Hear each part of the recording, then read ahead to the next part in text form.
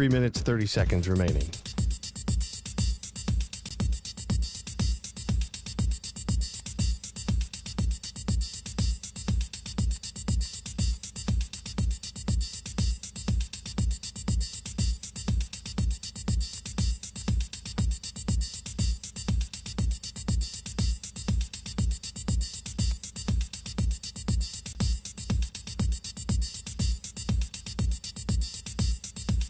Three minutes remaining.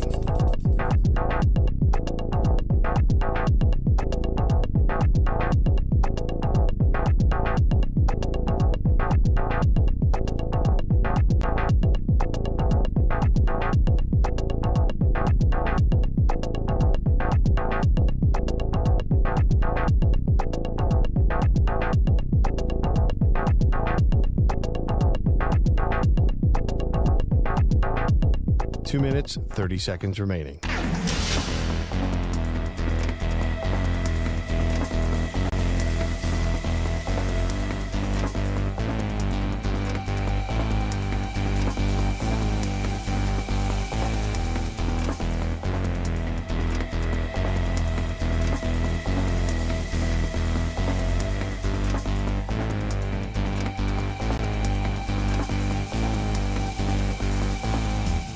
Two minutes remaining.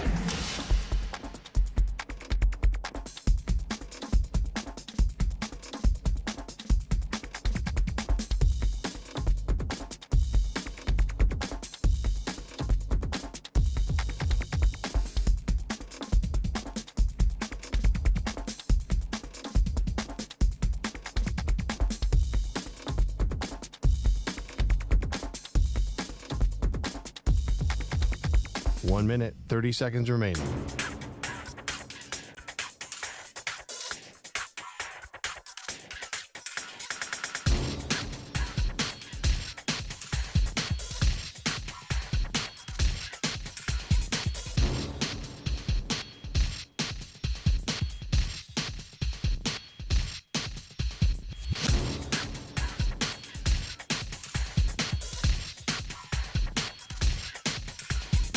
One minute remaining.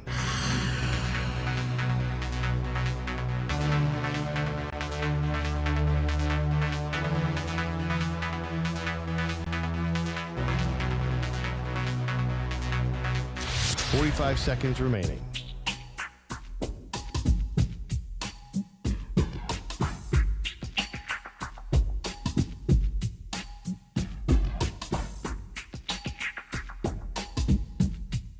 Thirty seconds remaining.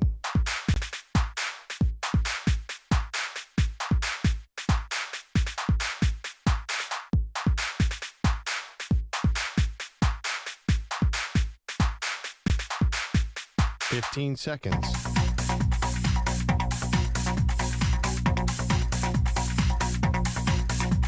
Break ends in 5 seconds.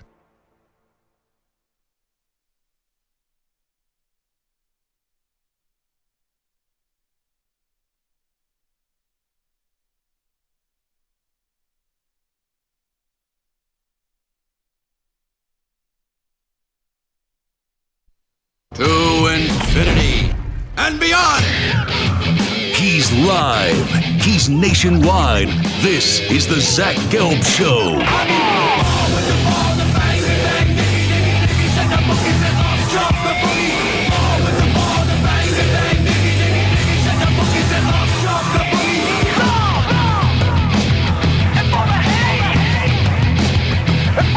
Here's your host, Zach Gelb. From the palatial yet not overly ostentatious studios of the Infinity Sports Network here in beautiful New York City, sitting on top of the 10th floor of 345 Hudson Street. Welcome on in to what is a Wednesday edition of the Zach Gelb Show across all of our great local Infinity Sports Network affiliates, Sirius XM, Channel 375, the free Odyssey app, and of course, streaming on YouTube. 888-710-4ISN. That's 888-710-4476. We'll do a little basketball with the NCAA tournament. Matt Jones does a great job for Kentucky Sports Radio. He's going to join us coming up in an hour 20 from now. We will talk about Mark Pope. We will talk about the old head honcho at Kentucky in John Calipari. and some more happenings with the NCAA tournament. But I went out to dinner last night, and I went to Westville, which is right across the street from here. And a buddy of mine from college, I didn't know this, for the last year and a half, he was working 2 blocks away from our studio. So we figured this out, and we said, okay, let's go have dinner when I get off at work, and we'll sit down at Westville, catch up and all that stuff at 6 p.m. Eastern time. So I walk into the restaurant, and as the meal is ongoing, I see Russell Wilson to the Giants, then followed up by Stefon Diggs to the New England Patriots. So I'm sitting there catching up with my buddy, and then I had to start tweeting. I had to start giving the takes and all that, and I had to start processing this. And my buddy's a big sports fan, so, he understood it, right? And he works in sports too. So, I had a good time, good meal, and this crazy NFL news broke. But I started off yesterday's show saying I really don't know how it's going to go with the second and third pick of the NFL draft. And I sit here today on March 26th in the year of 2025, and I think I've given up. I think I'm at a point where my brain is cooked, my brain is fried, and I don't have a damn clue what's going to happen with the second or third overall pick in the draft anymore. Because the first overall selection, which I do think Tennessee is going to keep the pick, and I do think Tennessee is going to take Cam Ward, but even if they elect to trade the pick, I still believe Cam Ward's going to be the number 1 overall pick. And we just did this yesterday. We went around the room, and the general consensus between the three of us was Cam Ward's going to be number 1 pick. And then when we got to 2, Stu, myself, and Samter, we all gave the answer of either Abdul Carter or Travis Hunter. And then we all said the Giants will take Shedeur Sanders with the 3rd overall pick. So I started to feel yesterday that Shedeur Sanders was going to be the 3rd overall pick. I even did a Sports Minute about it, right? And I sat there and I said Cleveland should take Shedeur. The Giants should take Shedeur. But now I'm sitting here and I'll say it again. I do think Cleveland and the Giants, who have no long-term plan at their quarterback position. Right now, the Browns would be starting Kenny Pickett. Right now, the Giants would be starting Russell Wilson. Newsflash here for you. If you're Andrew Berry and Kevin Stefanski, or you're Joe Shane and Brian Daboll, and you're starting either Kenny Pickett or Russell Wilson this year, don't be surprised at the end of the season if you don't have a job. All right? That's just the truth. You need to create some optimism, some hope, because in all likelihood, your team is not going to win a lot of games this year. So the Giants getting Russell Wilson doesn't move the needle for me. It doesn't make me think, the Giants now are going to win more games to save Joe Shane and Brian Daboll's job. I look at the Giants getting Russell Wilson, and I think this is just added protection. Because last year, the Giants got shut out in getting a quarterback. So this offseason, they tried for Stafford, didn't work. They realized they weren't going to get Aaron Rodgers. So they signed Jameis Winston, and then they said, okay, we can't have Jameis Winston be our starter. We probably still want to draft a quarterback, I would think, with the 3rd overall pick. But now we're signing Russell Wilson, where we now have the luxury of saying, okay, we could take a quarterback if one is there, or if one isn't there, at least we have a vastly improved starter, even though Russ is not great at this stage of his career, and he's an average quarterback now. We will have a better quarterback, and we will get better quarterback play than we've had since Eli Manning, right? Because all the quarterbacks since Eli Manning for the Giants have stunk, have been terrible. So I think what Joe Shane is doing is he knows that he's treading water here. He doesn't have much time left. So he's addressing the present. And at first, when this trade or the signing did come on out, I'm like, that means the Giants probably don't take a quarterback. But now I'm looking at it as maybe the Giants heard whispers that Cleveland actually is taking Shedeur Sanders. Or it puts them in a spot if they're uncertain, and maybe these teams don't even know what they're doing right now. I always thought that was a bunch of malarkey. I always thought that was a bunch of hogwash. I always thought that was a bunch of jackassery. When teams would sit here a few weeks from the draft and be like, oh yeah, we don't know what we're doing. But it kind of was proven to be true that sometimes these teams don't know what they're doing. Because I'll never forget when the 49ers traded up for that number 3 overall pick a few years ago. Chris Sims has matching tattoos with Kyle Shanahan. They are as close could be. Sims got on the air and he said, they're making this move. I think Kyle Shanahan's making this move to go get Mac Jones. And then when the Niners eventually picked, they had a change of heart, and they ended up going with Trey Lance through more of their due diligence. Like, look at Sean Payton.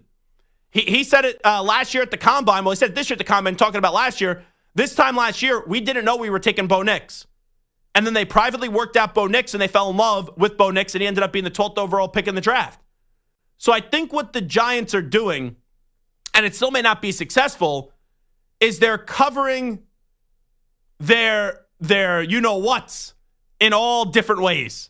They're saying, okay, we'll get Jameis. Maybe there's a chance we still get Aaron. All right, it doesn't look like we're going to get Aaron. Let's not play this game. Russ is ready to sign. Let's sign Russ.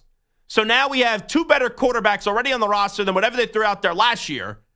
And Russell Wilson and Jameis Winston aren't great, but at least you have two competent guys in there. And then if the first pick of the draft is Cam Ward, if the second pick of the draft is let's say, Shedeur Sanders, then okay, the Giants can then have that decision. Do you draft Abdul Carter? Do you draft Travis Hunter?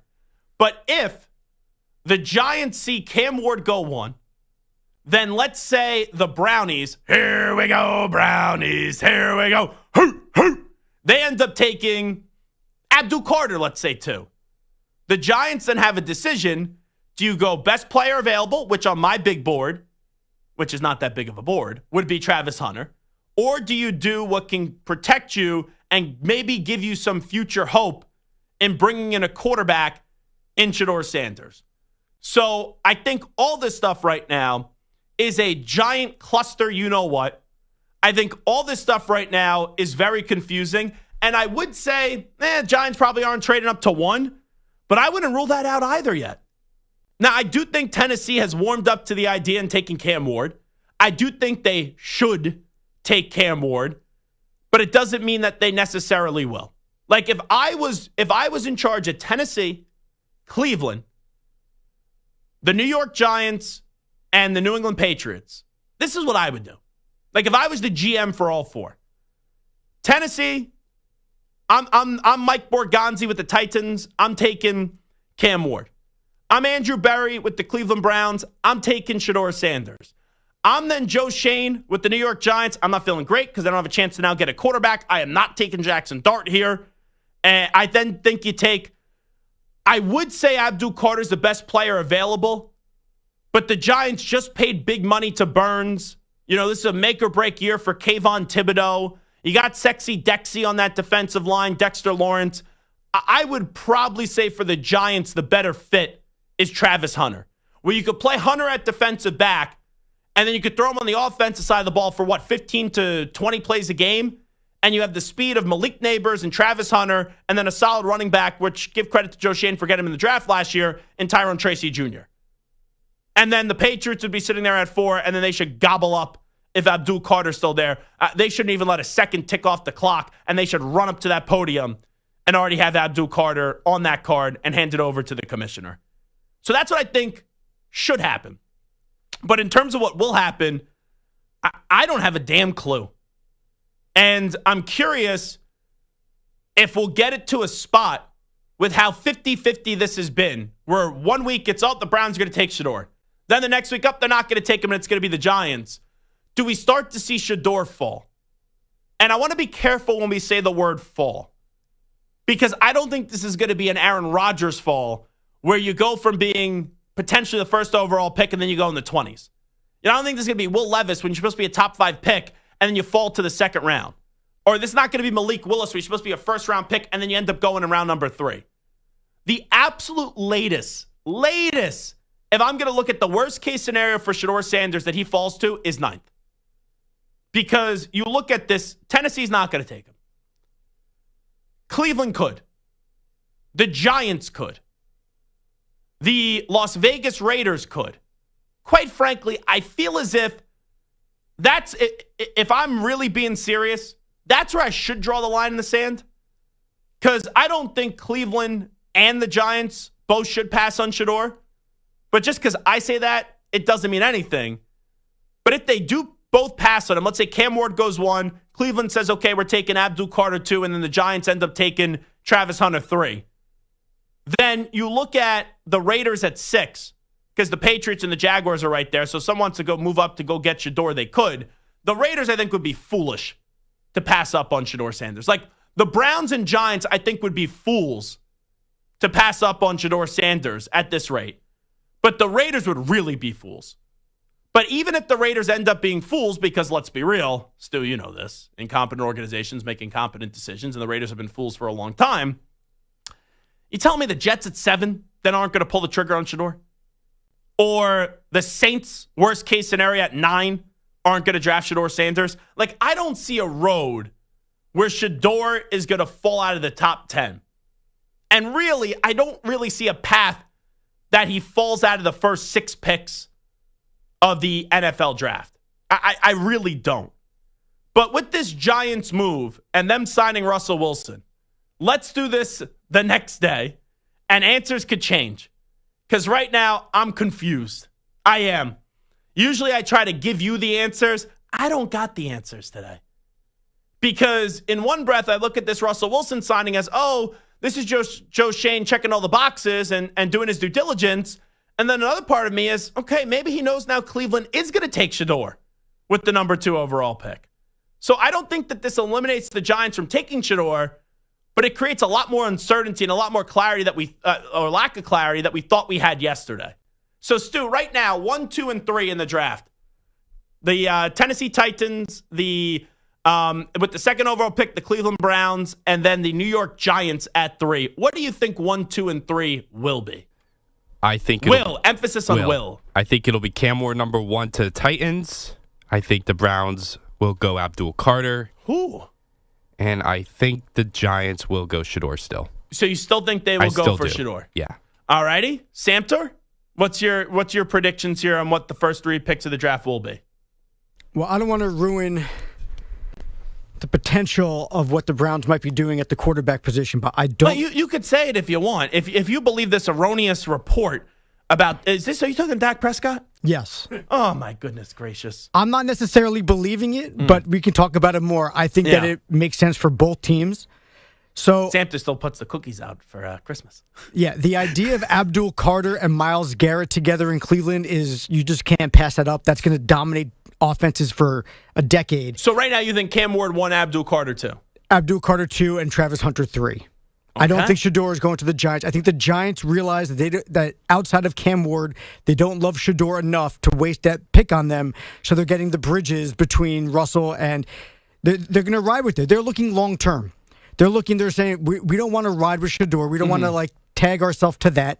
We're going to have a 1-year respite where we're going to add a star like Travis Hunter to a guy like Malik Neighbors, and we're going to build that way. And then there's a lot more quarterbacks, it seems like, that might be coming out next year, and maybe we'll hitch our ride with that. I'm going to be honest. I hate myself right now. You agree with Samter? No. Damn. I'm not saying that. My brain is just, it's reached a dead end. And we still have to do this for a month. I hate flip-flopping like this so quickly. Like, if you tell me, okay, I give a take, and then 2 weeks later I alter the take, fine. But the take I gave yesterday is not the same take today. And just when I thought I was out, they sucked me back in. I think the Browns are taking Shedeur Sanders. This has been the most I have vacillated on a take ever. But I think that 1 is going to be Cam Ward, 2 is going to be Shedeur Sanders, and then the Giants will take Travis Hunter at 3. And I don't know if that's just me selfishly hoping that's the way that it's going to go because I really want Abdul Carter. I think this is the most I wanted the Patriots to ever draft a player. Well, I did want Jaden Daniels last year, but I was fine with Drake Maye. I talked myself into Drake Maye. And even though Jaden Daniels was incredible this year, I saw enough from Drake Maye that made me think he could be a good quarterback. But I was one of the first people in on Jaden Daniels. That was the guy that I really wanted. But I don't think I've ever wanted a player more in the draft for the Patriots than Abdul Carter since Vernon Gholston. And that did not work out well. Well, it worked out well for me because we ended up getting Gerard Mayo. We traded back. But Samter's team, which I guess the only thing that flip-flops more than my thoughts on who the Browns are going to take at 2 is Samter and who he's going to root for in the NFL. But Samter's team at the time, and I guess still today, ended up taking Vernon Gholston, which I believe the 5th or 6th, I think it was the 6th overall pick in the draft. So I'm going to say 1, Cam Ward, subject to change, by the way. 2, Shedeur Sanders. 3, Travis Hunter. That's where I'm at right now. But this sets up for a monster, and I mean monster, NFL draft. Because I think this is the most intrigue we have on a draft since when Cleveland took Baker Mayfield with the number 1 overall pick. Like, I think we know who number 1's going to be in Cam Ward. But 2, 3, like we have an idea of who the players are going to be. Like, it's, right, the first 3 picks of the draft, Cam Ward's going to be 1, and then 2 out of the next 3, or 2 out of the next guys out of the 3 selections are going to be either Abdul Carter, Travis Hunter, or Shedeur Sanders. But how they're going to go and what order they're going to go, we don't have a damn clue. Stu, by the way, you sound worse today. Just wondering. Yes, it is not getting better. It is getting worse. No, I feel much better. I do. I'm happy for you. Now, I think we found out, though, who maybe got everybody sick. Maggie wasn't in this morning. I think she left the show yesterday early as well. Ah. That's what I've heard, at least. Wow, Maggie gets sick a lot. I feel like every time I tune into the show, Maggie's either at home or she's out because she's sick. And I know Maggie's very serious about the job, and she's very dedicated, obviously. But also, Maggie has a young child, so, you know. Yeah. Young children, they bring home a lot of gook. I also feel great. It's just... That little... It's just my throat is just not... Little hair great. that's in your throat. Yeah. Yeah. Samter, you feeling all right? I was struggling. I got home last night. I went right into bed. Really? I got right into bed. But, like, I was just exhausted Sick and Samter. tired. Nah, and I woke up today. I feel a lot better. Still same thing. Scratch in the back of the throat, a little nasally. Not as bad as Stu. But I think the 3 of us, just something happened. Yeah. You know, if management is listening right now, this is what I would recommend to management. I would walk in, find someone that's around here, right? And there has to be like some competent body and say, hey, Stu, take the rest of the day off. That's what I would do. I feel like you need like a nice like long nap. Well, I'm already off tomorrow and Friday, so that's not necessary. Oh, well, are you going to opening day tomorrow? Yes. Stu's going to feel miraculously 1,000% better tomorrow. I think you also overestimate the talent that's back there. That they can walk around just like, oh, hey, just filling for Stu. No. Not a good locker room leader. That bus just rolled over people. You know what? That's not my locker room. This is my locker room. Stu's my locker room. That's my quarterback. That's my guy. That's my quarterback. I think you're like the Stefon Diggs of the locker room. Talking about Stefon Diggs, he's going to my Patriots. I'll give you my reaction next. Also, what does this mean for Brandon Aiyuk as well? If you want to jump on in the NFL draft and what the Giants' decision to bring in Russell Wilson means, 888-710-4ISN. That's 888-710-4ISN, 888-710-4476. You're in a 5-minute break.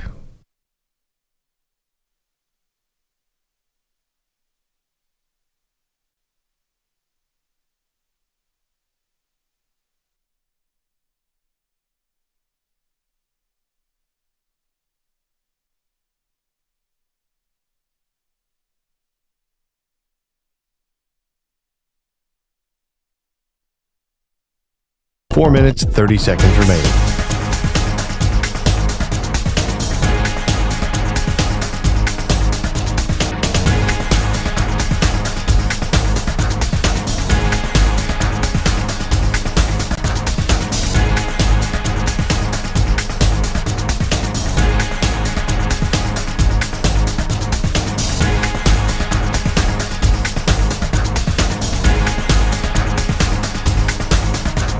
Four minutes remaining.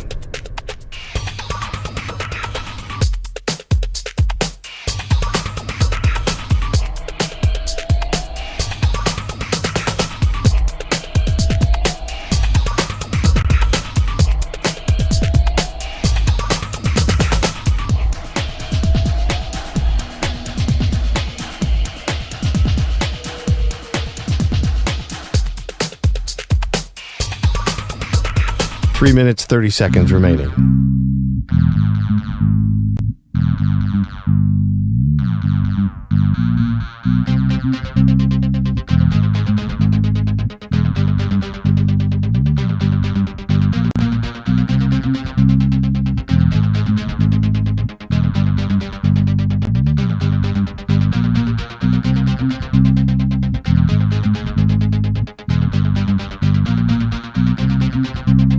3 minutes remaining.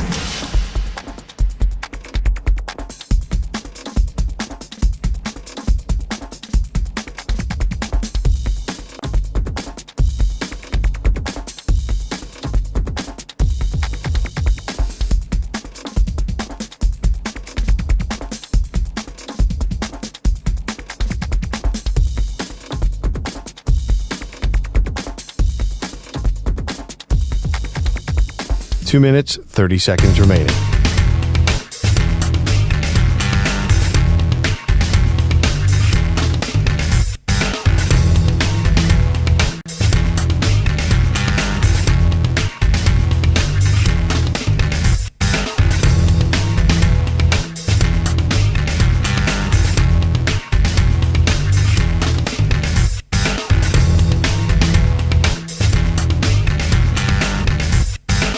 Two minutes remaining.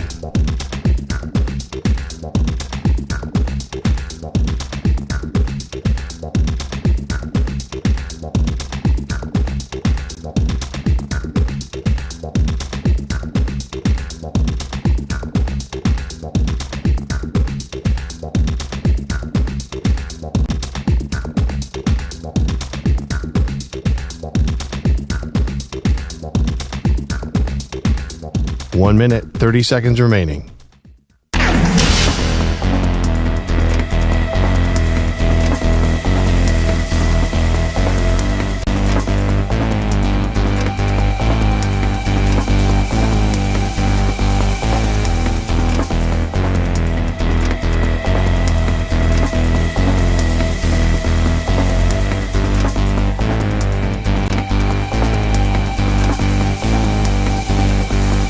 One minute remaining.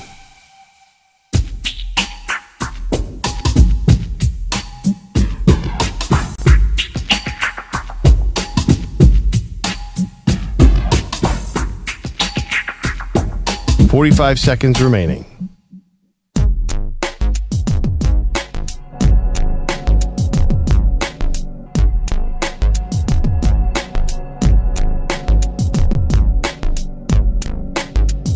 Thirty seconds remaining.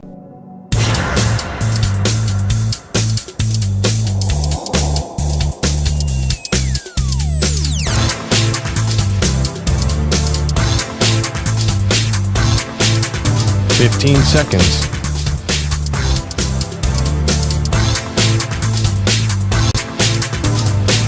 Break ends in 5 seconds.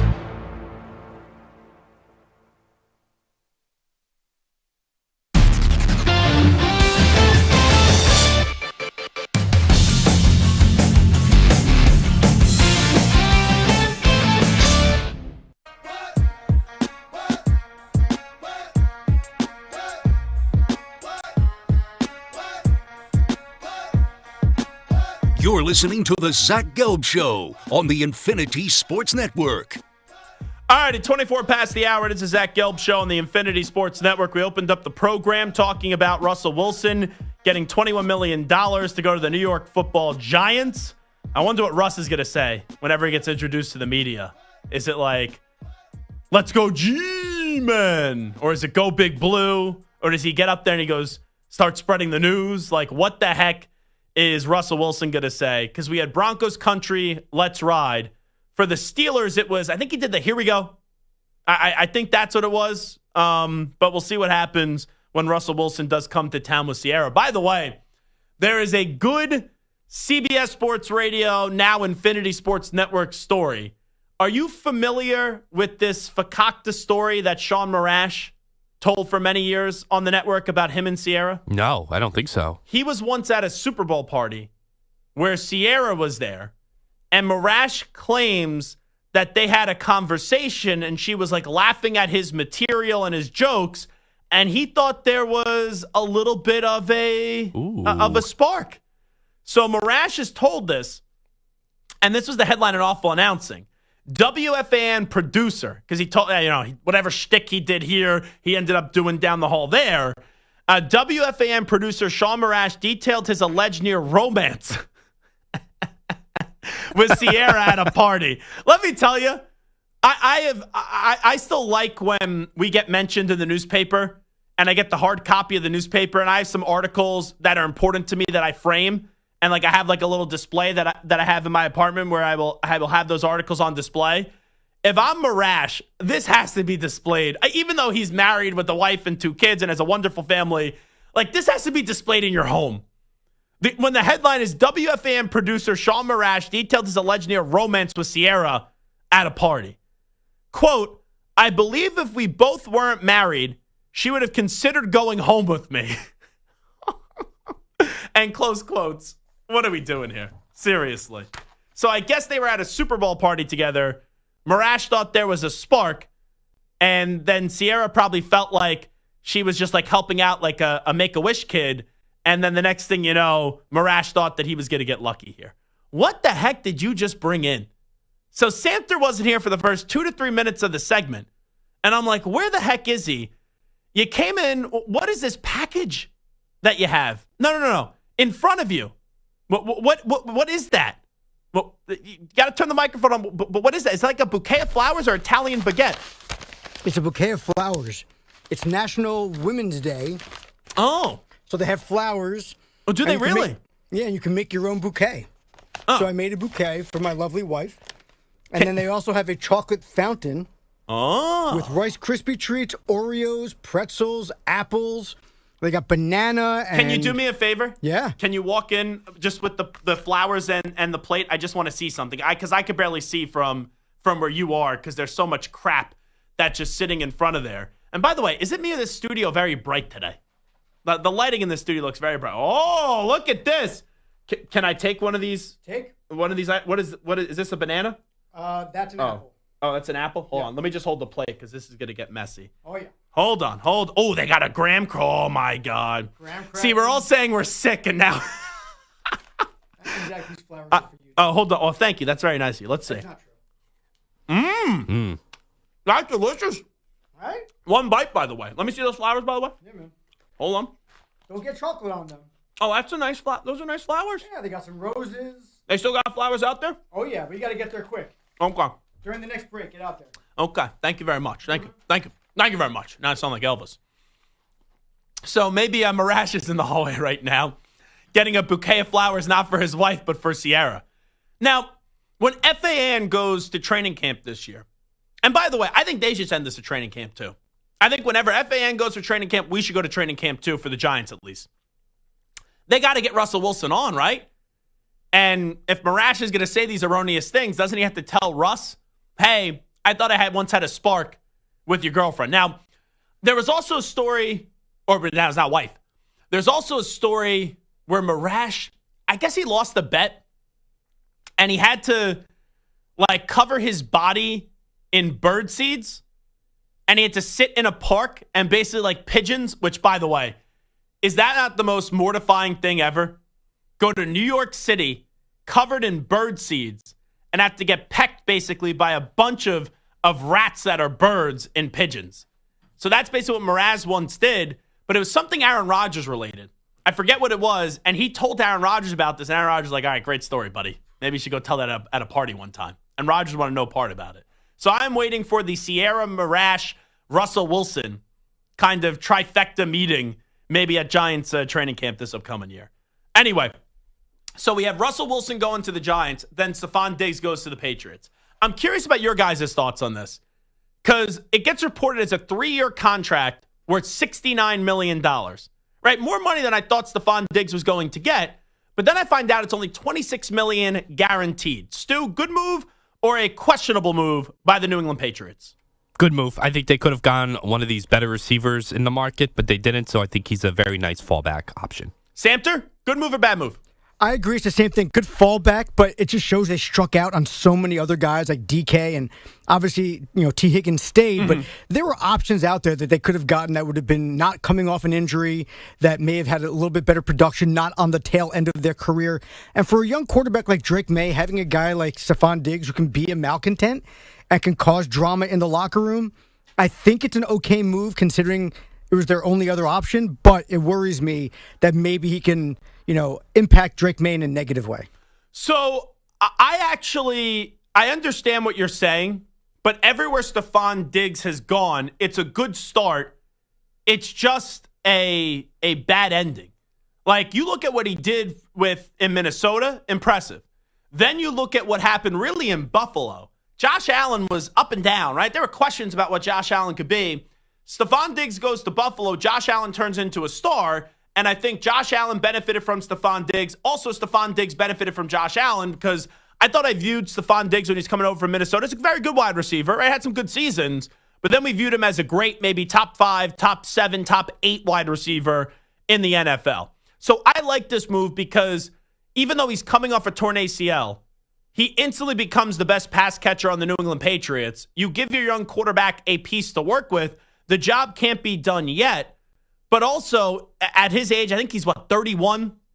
Or he may be 32, Stefon Diggs. But at his age, you do wonder what's going to happen coming off the ACL. He's 31, he'll turn 32 in November, at the end of November. So he's 31 entering this season.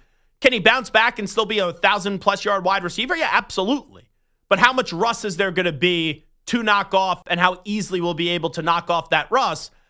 Personally, I'm with Samter and Stu. I'd rather have DK Metcalf on this team.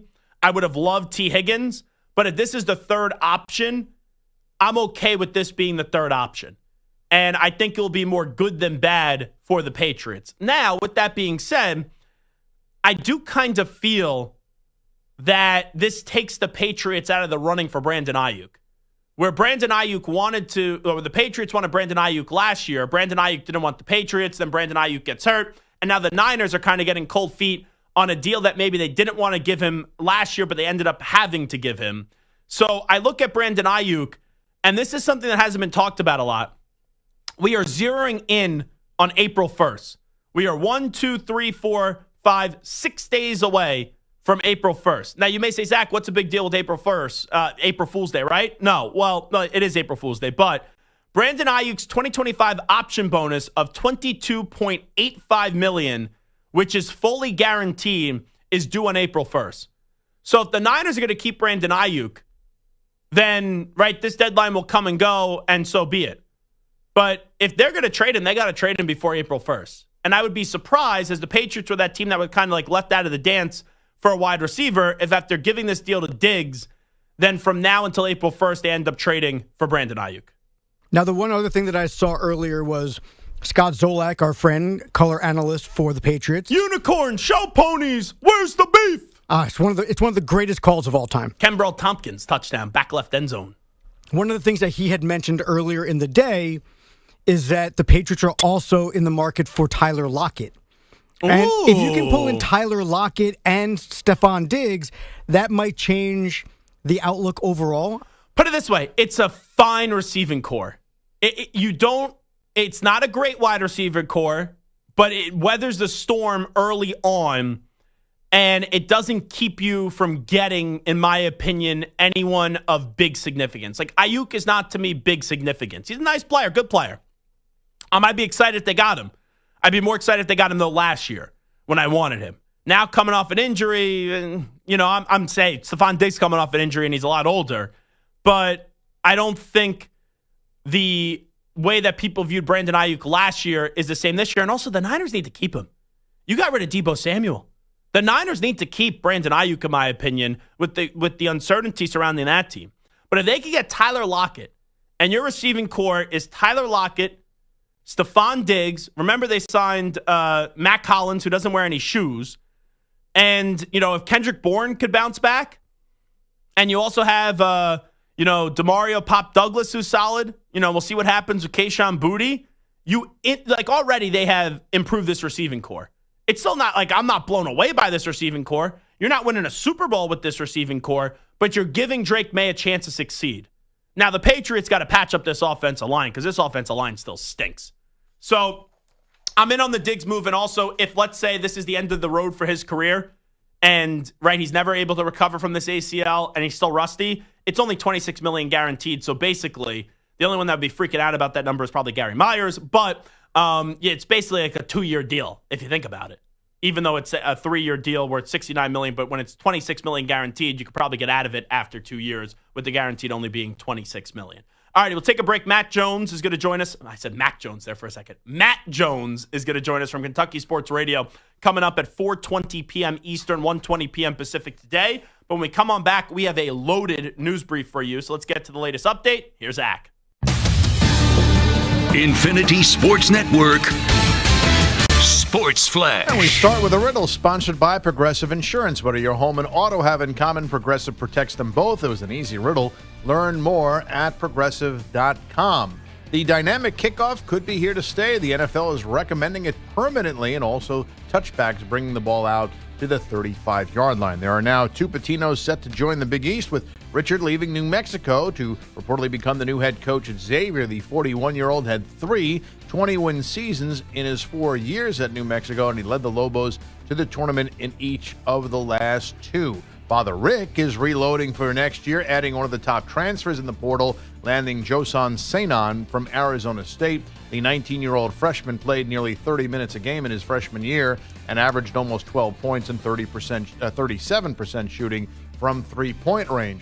West Virginia is reportedly looking to hire Ross Hodge as its new head coach. He's currently at North Texas, where he worked with current Mountaineers athletic director Ren Baker. The Celtics take a 6-game winning streak to Phoenix tonight, while the Pacers go for their 6th in a row against the Lakers. I'm Rich Ackerman. This is the Infinity Sports Network. Follow us on Instagram. Our handle is Infinity Sports Network. That's Infinity Sports Network to follow us on Instagram.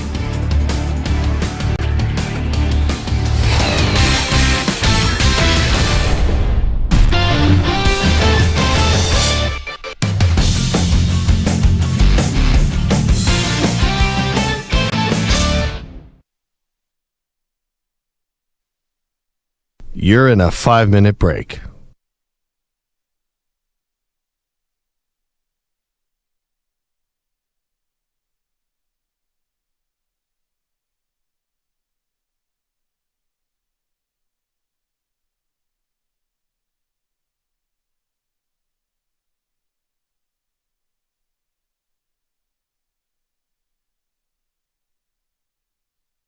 Four minutes, 30 seconds remaining.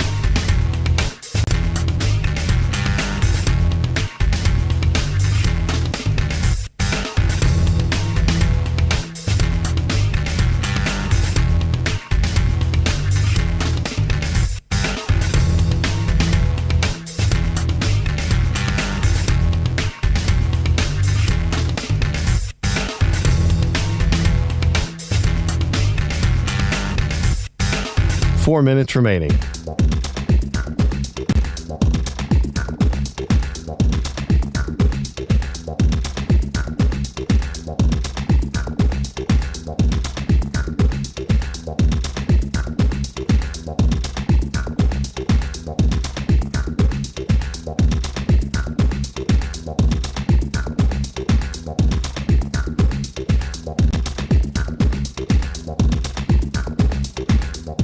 Three minutes, 30 seconds remaining.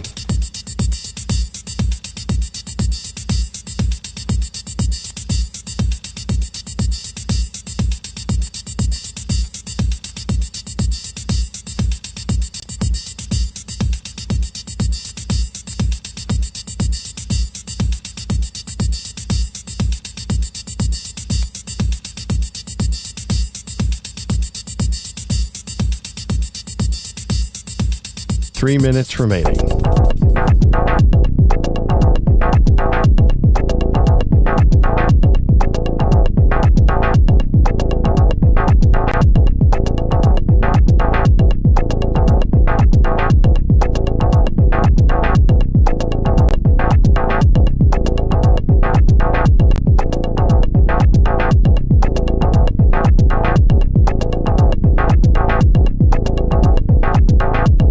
Two minutes, 30 seconds remaining.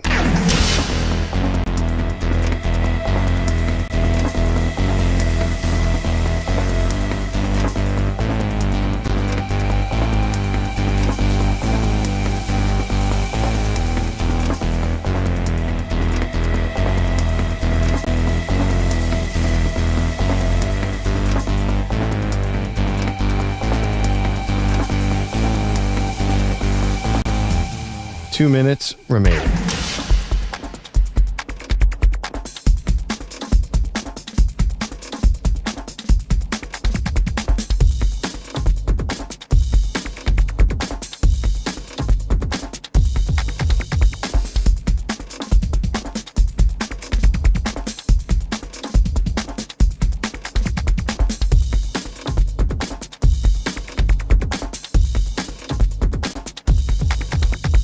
1 minute, 30 seconds remaining.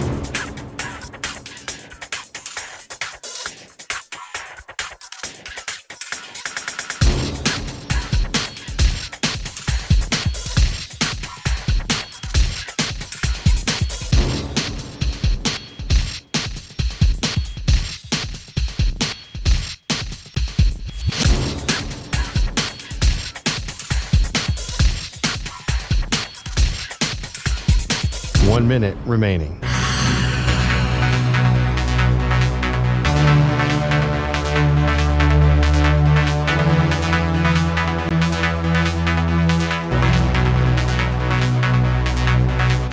Forty-five seconds remaining.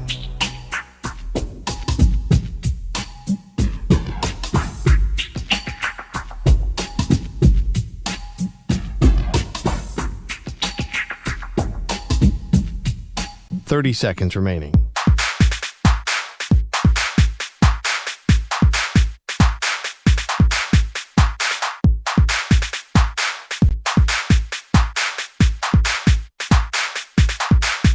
Fifteen seconds.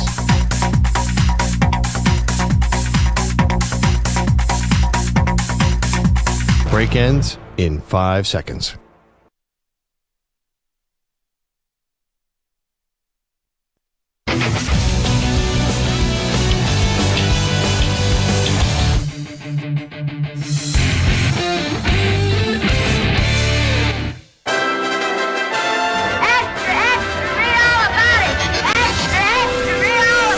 Time for your daily news brief. We get you caught up on the rumors, reports, and reconnaissance from the day in sports.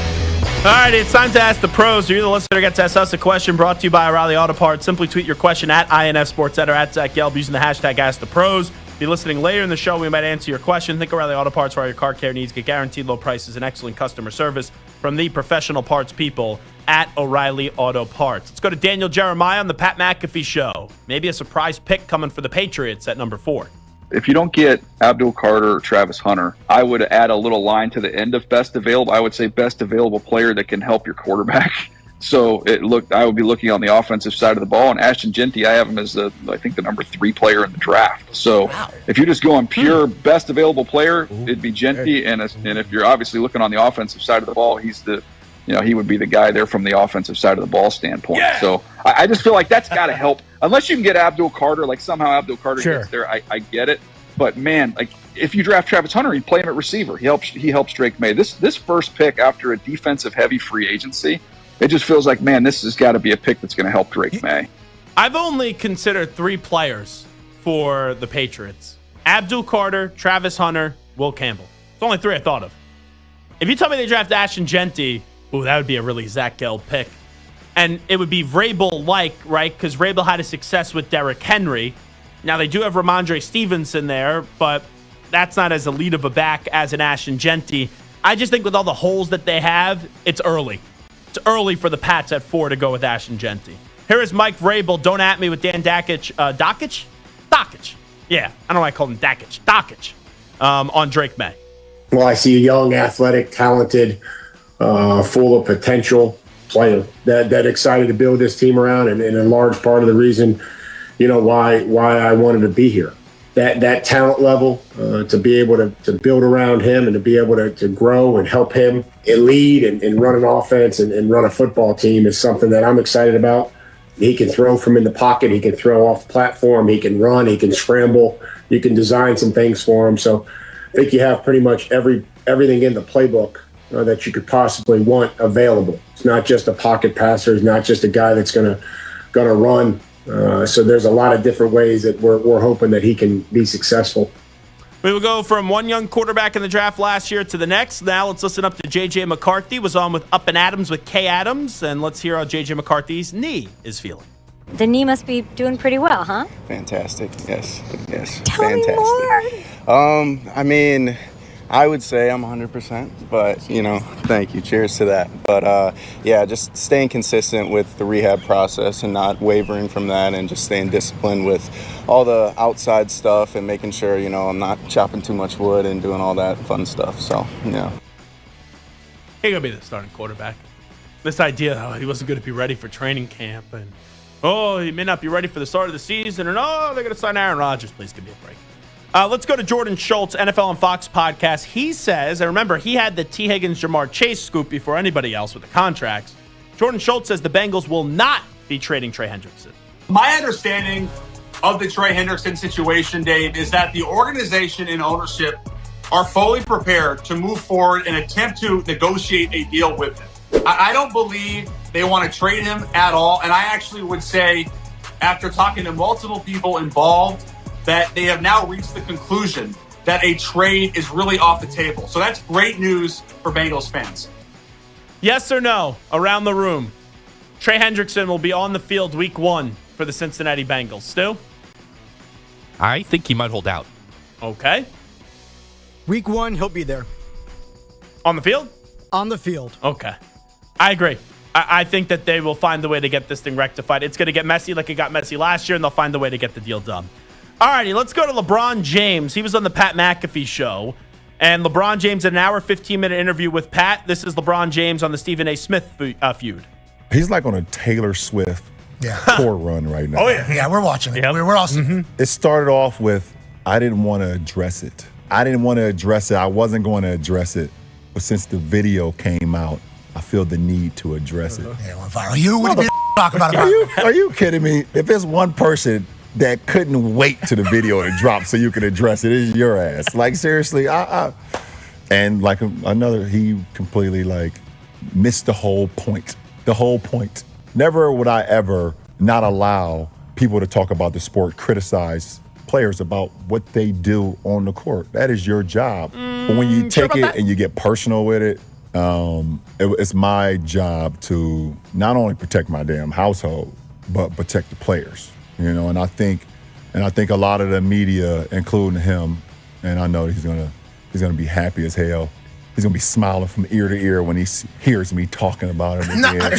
Oh my God, he's gonna get home and grab some ice cream out of the freezer and sit in his chair and his tighty whities on the couch. I hope at some point you two do get a chance. But you're right. Dude, relax, bro. Relax. Seriously.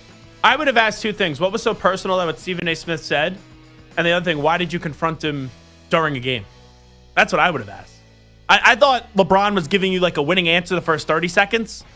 And good move by him, right? Because like the two big guys at ESPN are Stephen A. Smith and Pat McAfee. All right, that's like a petty spot. LeBron going on with Pat McAfee, let's be real. But I think towards the end, like the last 30 seconds, LeBron kind of lost me. So I would say that's not a win or a loss for LeBron there. Just like a split decision. Now, let's hear LeBron James. Remember, same guy that talked about Anthony Edwards 2 weeks ago. I understand why he doesn't want to be the face of the NBA because a lot of weird energy that media and former players do provide when talking about the sport. Here is LeBron James saying the current NBA players would dominate the 70s on the Pat McAfee show. You trying to tell me Giannis wouldn't be able to play an NBA game in the 70s? I think he wouldn't be able to do it. Neither would you. Giannis Antetokounmpo would have 250 points in a game in the 70s. 250. Is that Kuzi? When was Kuzi playing? Kuzi's 50s. Dude, Kuzi's locking up fucking Giannis, brother. He's saying 70s, not 50s. And that's no disrespect. It's no disrespect. But, seriously, Kyrie Irving. They would have called him a witch. They would have called him a witch. No. They would have told Kyrie, you're not. You know how they used to tell Lou Alcindor at the time that he couldn't dunk in high school games? Yeah. They would have told Kyrie, you're not allowed to dribble anymore. Mm-hmm. That's what they would have told him. Dribbling is out rude. So I think that's weird energy from LeBron. 250? Do I think that Giannis could play in the 70s? Yeah, duh. Do I think LeBron could play in the 70s? Yeah, duh. But you're doing the same thing that you're criticizing the old guard for doing with the NBA now, just in the reverse way. You're basically crapping on their product. So I thought LeBron came off insufferable here. Here was the one that pissed me off the most, if I'm just being honest. Brian Windhorst has carried the water for LeBron James for years. For years, he carried his water. This is LeBron James taking an unnecessary shot at Brian Windhorst. Listen up. I see a lot of too. I seen Brian Windhorst on one of these shows not too long ago. Wendy. Yeah, you played over high school. Wendy, you guys played together in high school. Yeah, right? He was on your high school. Yeah, this guy was says he's like my best friend. These guys are just weird. Brian Windhorst never said that. You know, I wonder what show LeBron was watching. Maybe it was like the same book that he once claimed that he was reading that never actually happened. Like, what are we doing here? That was ridiculous. That was unnecessary. And there was no reason for LeBron to take a shot at Brian Windhorst when everyone thinks that Windhorst just carries your water for all those years. But I don't think Brian Windhorst has ever claimed, at least to my knowledge, that he's LeBron's best friend. Ugh. I was really going to sit down and watch this entire thing later. After just hearing 3 clips, yeah, thanks, but no thanks. I'm good. Nick Wright, interesting options for Kevin Durant's next team. This on First Things First. 2 totally unrelated people, both of whom have reputations for knowing things that other people don't know, have said to me, watch out for Durant in Boston. It doesn't make, I don't know even the pieces that it would work, and it feels a lot like what Durant got killed for with Golden State before, so it doesn't make sense. Be awesome. But I've heard and that assumption is that they don't win the championship. What would they be giving up to get Kevin Durant? Like, at this stage of their career, obviously you're not giving up Tatum. I'm not giving up Jaylen Brown. So it's like, what else are you giving up to go get Kevin Durant and make the salaries match too? But if KD goes to Boston, that's very Golden State-like. It's not as Golden State was, but that's very, you're not bus driver. You're still more of the bus rider, in the words of our pal Charles Barkley. Here's Rick Wells, Mavs CEO, and the Luka Doncic trade. This on the Mavericks Radio Network. Time, wins and losses will tell whether the deal was a good deal or a bad deal. I just am going to promise to our fans right now, we're whatever trust we have lost or whatever concerns they have, we're going to earn it back because we're going to do this the right way. We're going to win championships. Yeah, good luck with that. Alexander Ovechkin closing in on Wayne Gretzky's record. Here was goal 889 last night. John Walton, Capitals Radio Network. Back near wall. Tie up in a hash mark. Pro on his weak side. Ovechkin! He scores! Alex Ovechkin scores from the left dot! This game is tied! And Ovechkin picks one up here in Winnipeg! It's goal 8-8-9! He needs 5 to tie. He needs 6 to break Wayne Gretzky's all-time record. An electrifying moment here in downtown Winnipeg. Ovechkin draws one closer. So he has 11 games left in the season. I wonder if he's going to tie or break the record. You would think he would at least tie it. If I'm the NHL, I don't think it's the worst thing with how great they've been this year if we wait until next year for him to break it. You know, could you maybe tie it this year, break it next year? If I'm Gary Bettman, I'm kind of saying I hope you're one away from tying at the end of the regular season so we could carry this story and people could care about hockey early on next season. That would just be me. But incredible that he's going to be about to break the record because that was a record that a lot of us thought would never be broken. We'll take a timeout. We're coming on back. Could Dak be on the move? We'll discuss next.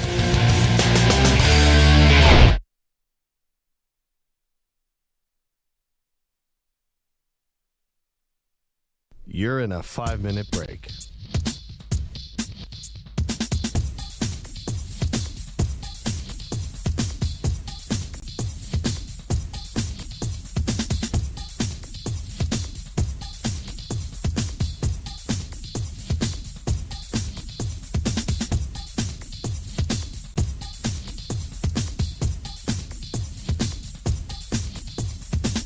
Four minutes, 30 seconds remaining.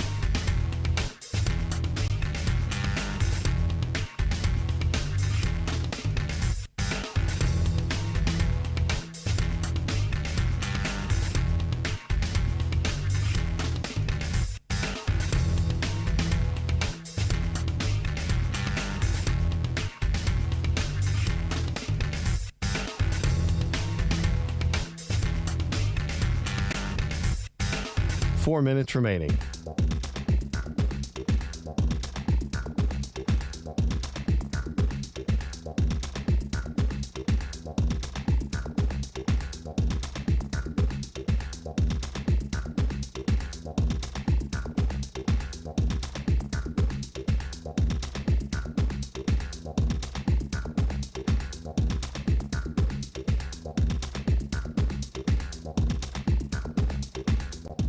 Three minutes, 30 seconds remaining.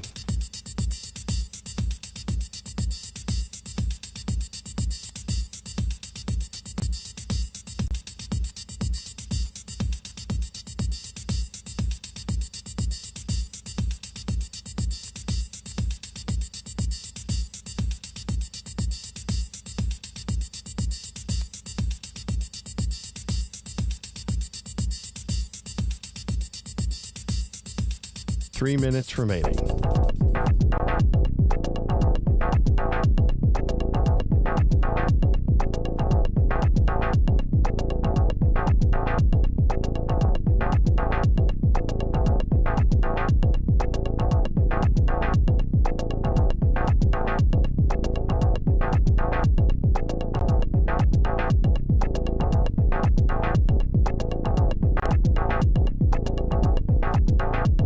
Two minutes, 30 seconds remaining.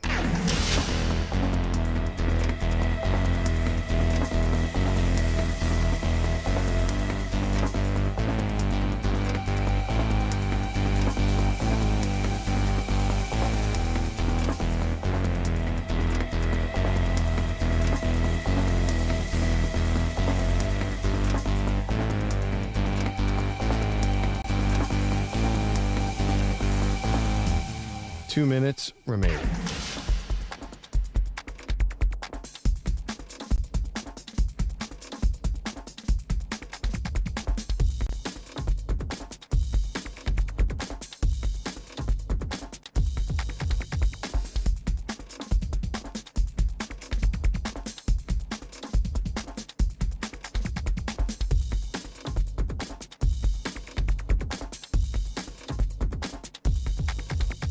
One minute, 30 seconds remaining.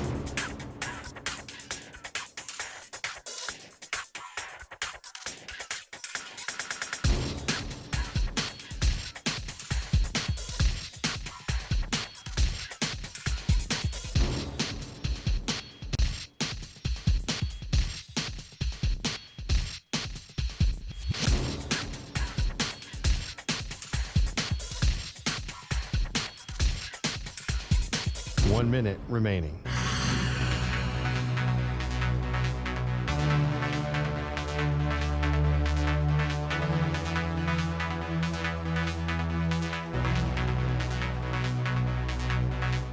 Forty-five seconds remaining.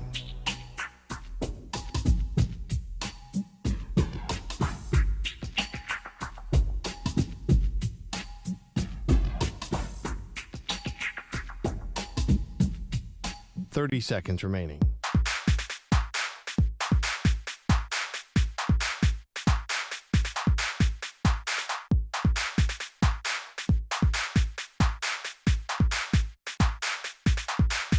Fifteen seconds.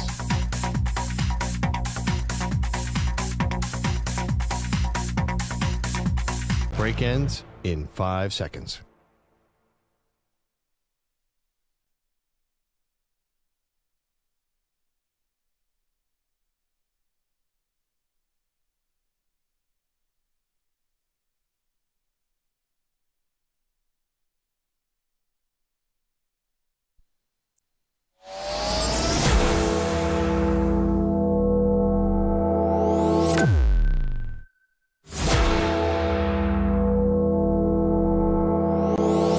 Infinity and beyond. He's live. He's nationwide. This is the Zach Gelb Show. All right, away we go. Hour number 2 of our radio program coming up for Kentucky Sports Radio in 20 minutes from now. Matt Jones will join us. We'll talk a little Wildcats. We'll also talk about the former coach at Kentucky now with Pig Sooie and John Calipari as well. So a lot cooking in the basketball world with the Sweet 16 starting back up tomorrow. I don't know about you guys. Today feels like, I know it's a Wednesday. It feels like a Thursday. When I woke up today, I thought it was Thursday, and I thought we were going to get ready for some Sweet 16 basketball.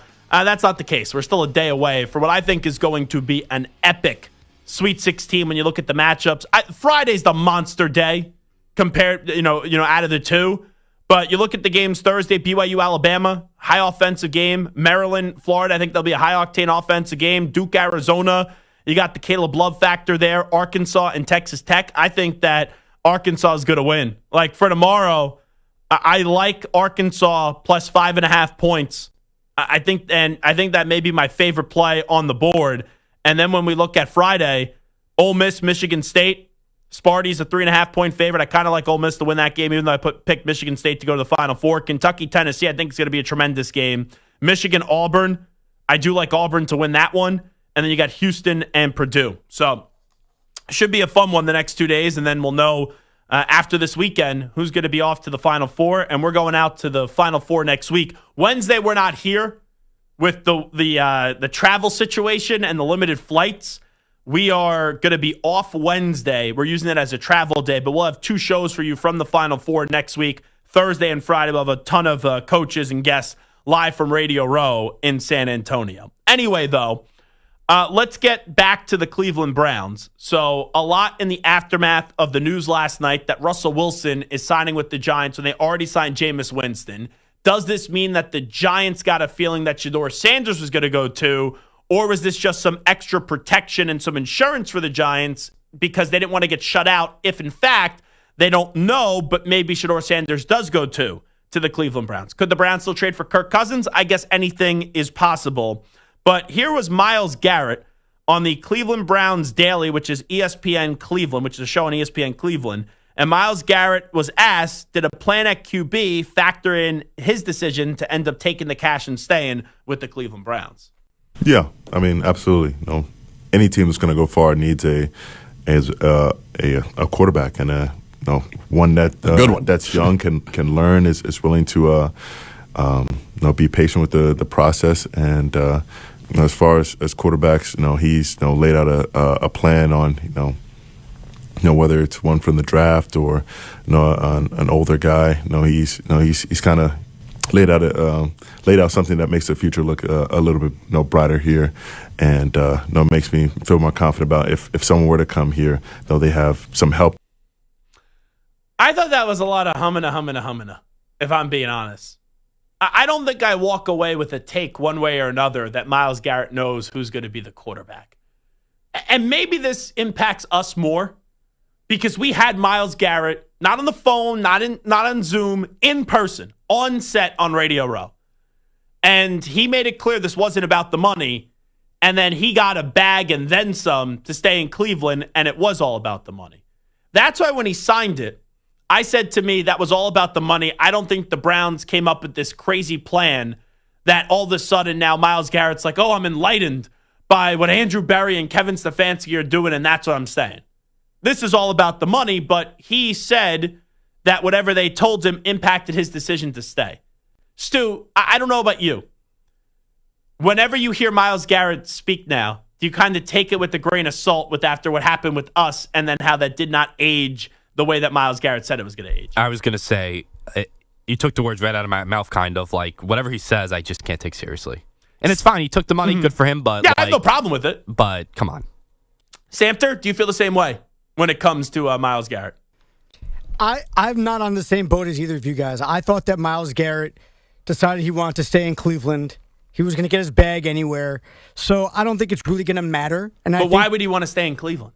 He said he wanted out because he didn't think the team was going to win, and they convinced him otherwise. Whatever they're going to do with quarterback, they convinced him otherwise. Or maybe they said, hey, we're going to pair you up with Abdul Carter. Wherever he went, he was getting $40 million a year. He was going to get a huge bag anywhere. You are Andrew Berry. I am Myles Garrett. You have already offered me the money, let's just say. You start with the money. And then I sit down and I say, Andrew, what's your plan at quarterback before I take this money? What do you think that answer was if you're playing the role of Andrew Berry? I think Andrew Berry said we're going to draft a young quarterback but bring in a quality veteran in the meantime, whether it's Kirk Cousins or Dak or something along those lines. Mm-hmm. They were going to bring in a veteran and then draft a guy to learn behind him. So, in theory, if Myles Garrett was going to get traded, he could have got traded to Philadelphia. Could have got traded to the Commanders. He could have got traded to Kansas City. He could have got traded to Buffalo. He could have got traded to Detroit. I think that's one thing we could agree on, Samter. If he was going to get traded, it probably would have been one of those 5 destinations, right? Most likely, but you never know. It's the NFL. Anything can happen. But okay, fine. But we have some sort of an agreement in that ballpark. So with what you just said, a veteran could be Kirk Cousins, could be Kenny Pickett for all we know. Or if you decide to stay for Kenny Pickett, then I think that we have to get his head checked. All right, so I'll meet you on Kirk Cousins. And we can maybe draft a young quarterback in the draft, Shedeur Sanders. But I'm not even saying have to draft a guy number 2. Maybe they go second round with Jackson Dart or Jalen That's Milroe. Even worse. No, but I'm saying... You're not helping yourself out here in this argument. My point is not that they are going to bank their future right now on the quarterback. My point is that whatever they told him was convincing enough that they have a plan moving forward, whether it's a 2-year plan or a 4-year plan, that he felt comfortable.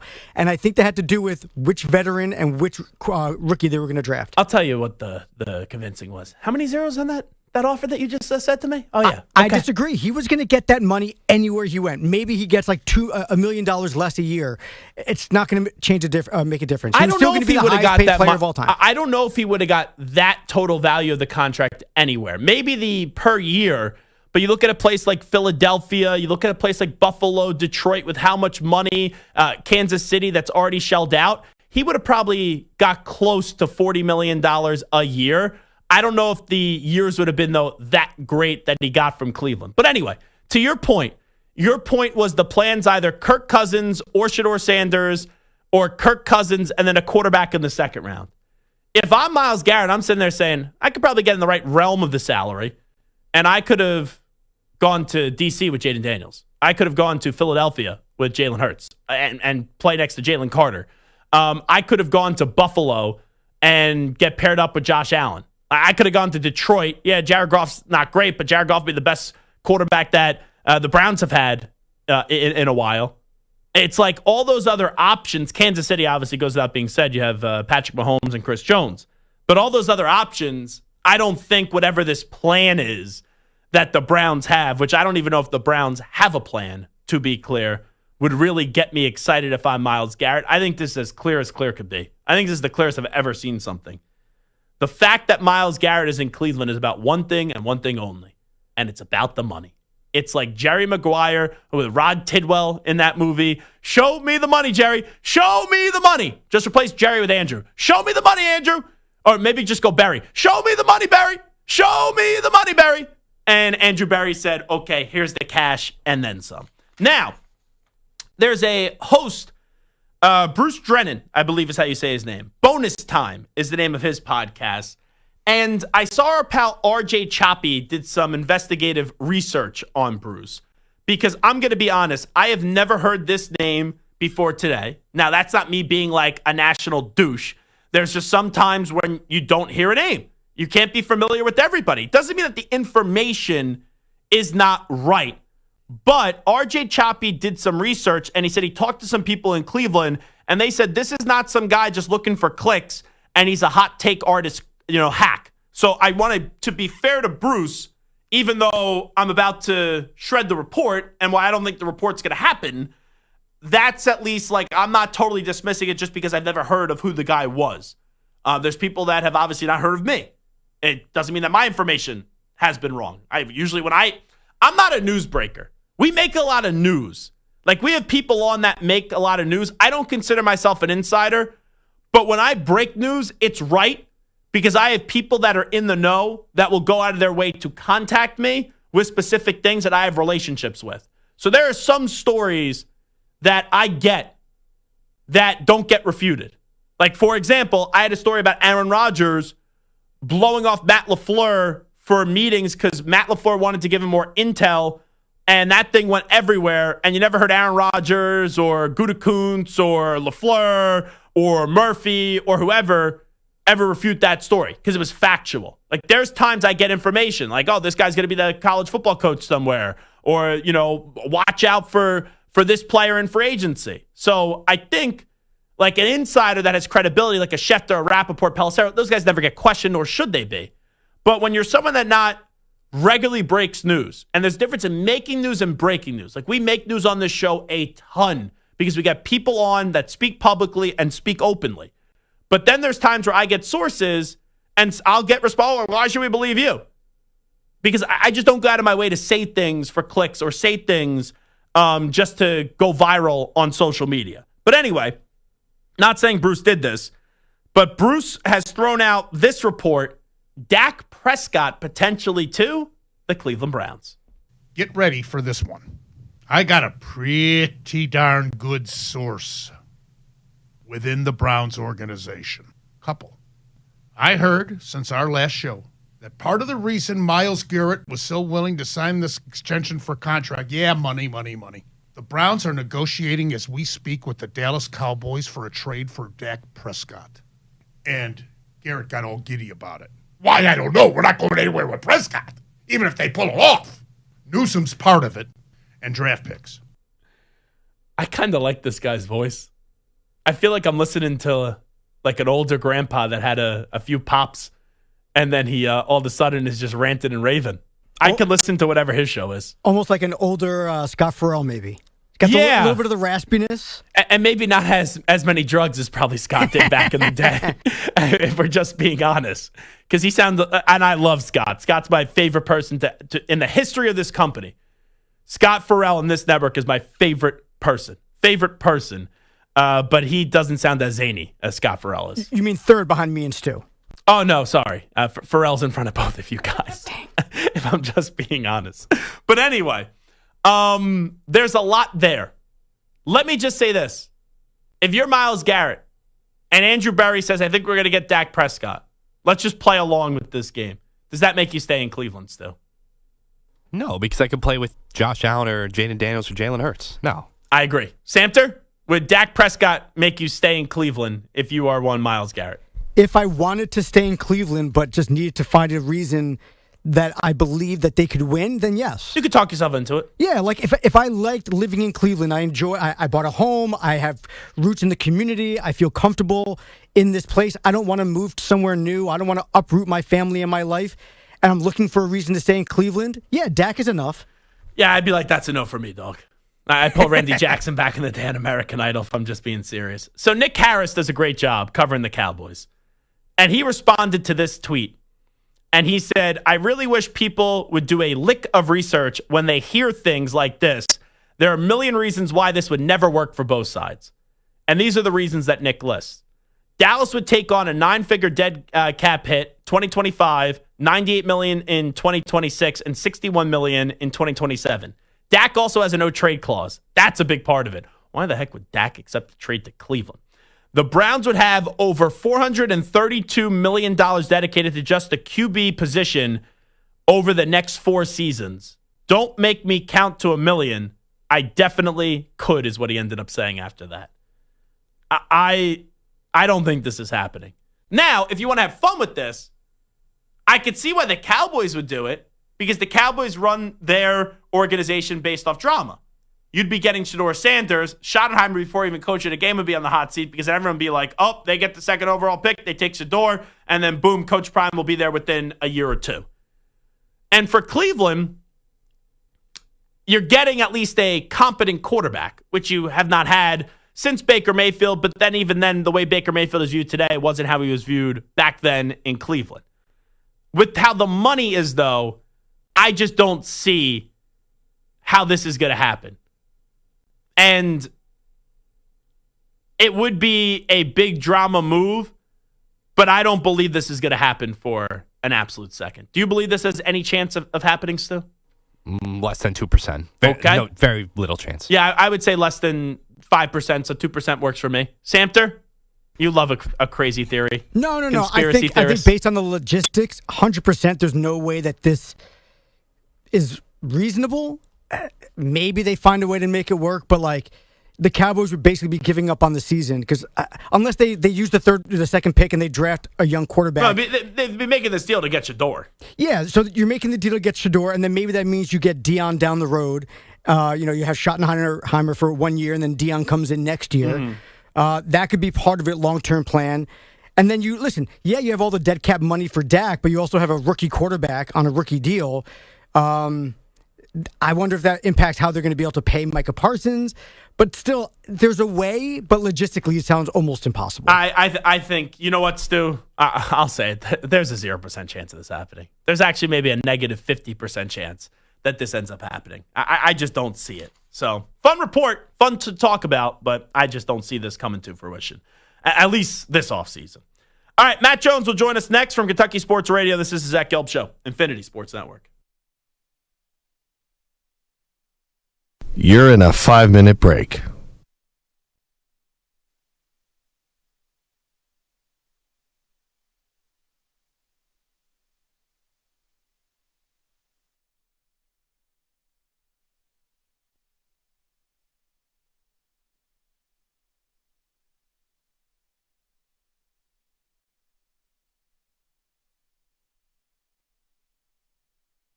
4 minutes, 30 seconds remaining.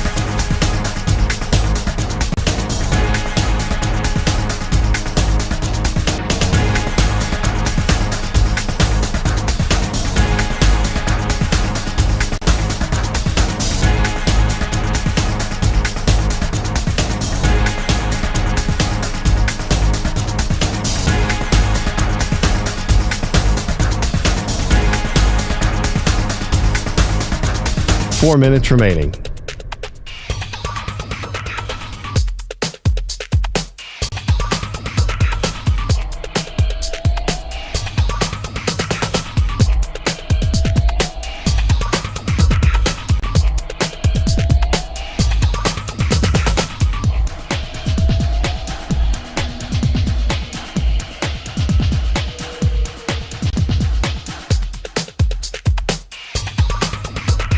Three minutes, 30 seconds remaining.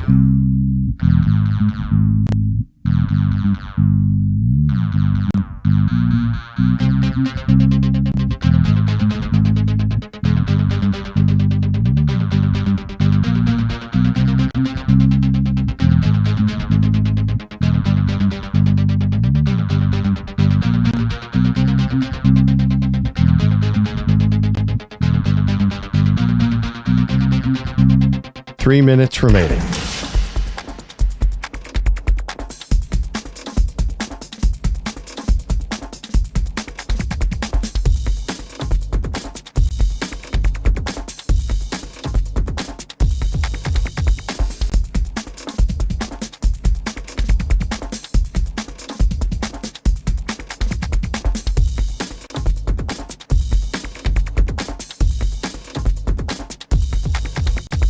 Two minutes, 30 seconds remaining.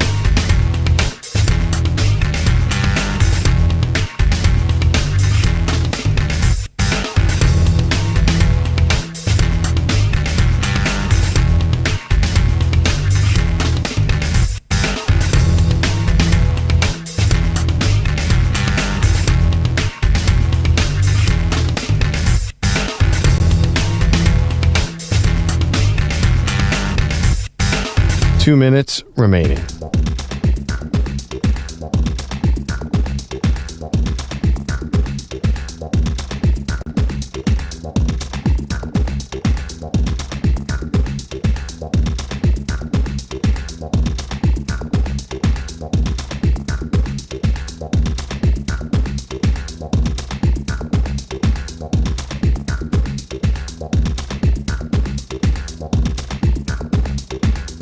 One minute, 30 seconds remaining.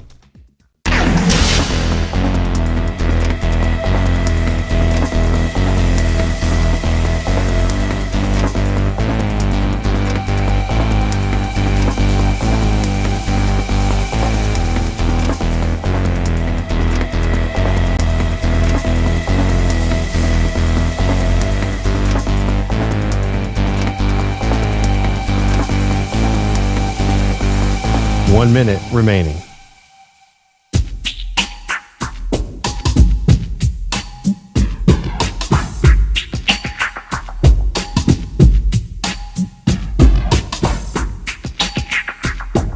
.45 seconds remaining.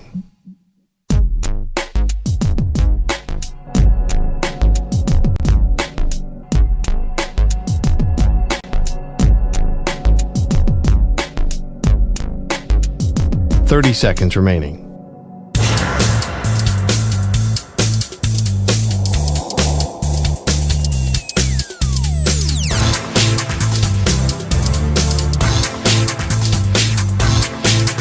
.15 seconds.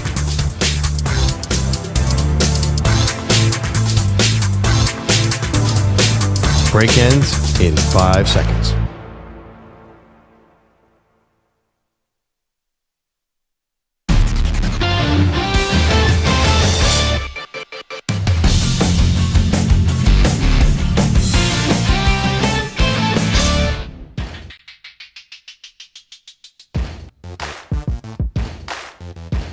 Welcome back to the Zach Gelb Show. All righty, welcome back in. It is the Zach Gelb Show on the Infinity Sports Network. We're gearing up for March Madness with Sweet 16 action getting underway tomorrow evening. Once again, the schedule tomorrow will be BYU, Alabama, Maryland, Florida, Arizona, Duke, Arkansas, and Texas. And then on Friday, you have Ole Miss, Michigan State, Kentucky, Tennessee, Michigan, Auburn, Purdue, and Houston. It'll be fascinating to see if any of these number one seeds go down. Florida got a little bit of a scare up against UConn, then they found a way to pull out the game in the final few minutes. We'll see what happens with Houston and Purdue. You clearly, obviously, also have Duke as a number one seed, and then Auburn is obviously the number one overall seed, which I was very impressed with Auburn's performance up against Creighton and the job that they were able to do, because I thought that was going to be a very tough game for Auburn. So we'll see who's going to be the first number one seed to fall.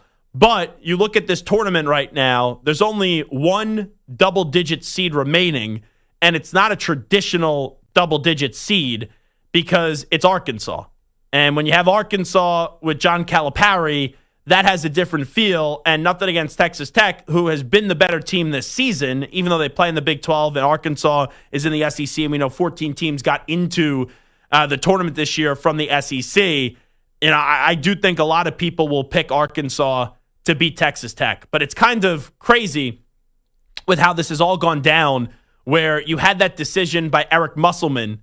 Once Andy Enfield did go to SMU, you had Musselman go to USC, and then Calipari bolted Kentucky to go to Arkansas because it was time to leave Kentucky. And then Mark Pope finds his way back home to Lexington. And the next thing you know, Kevin Young is at BYU. To have all three of those teams with those coaches in year one in the Sweet 16 is pretty remarkable. But let's connect for a few minutes with Matt Jones. Does a great job.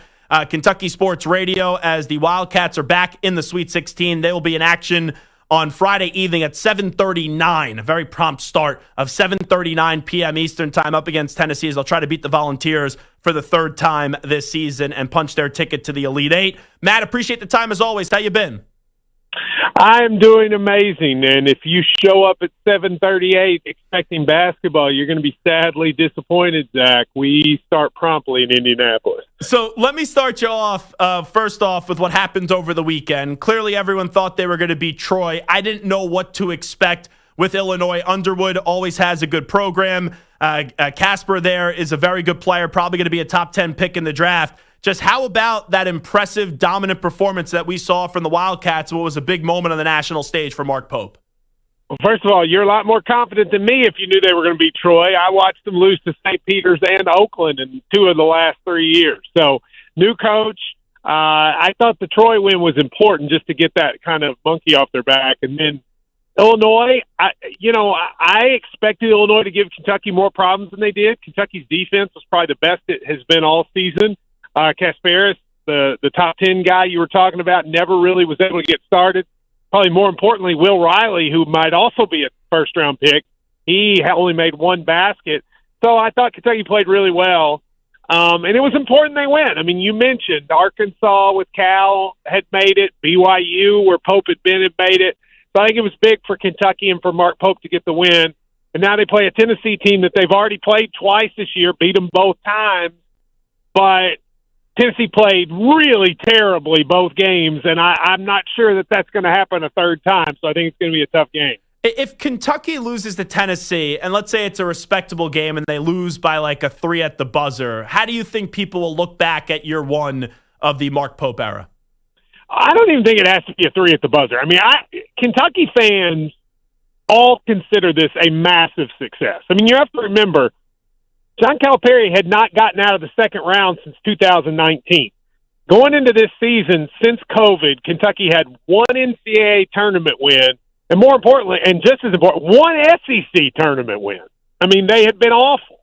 And basically Cal had really made the entire fan base mad with a lot of things that are beyond like what we want to get into. But he just, like, fans were done with him.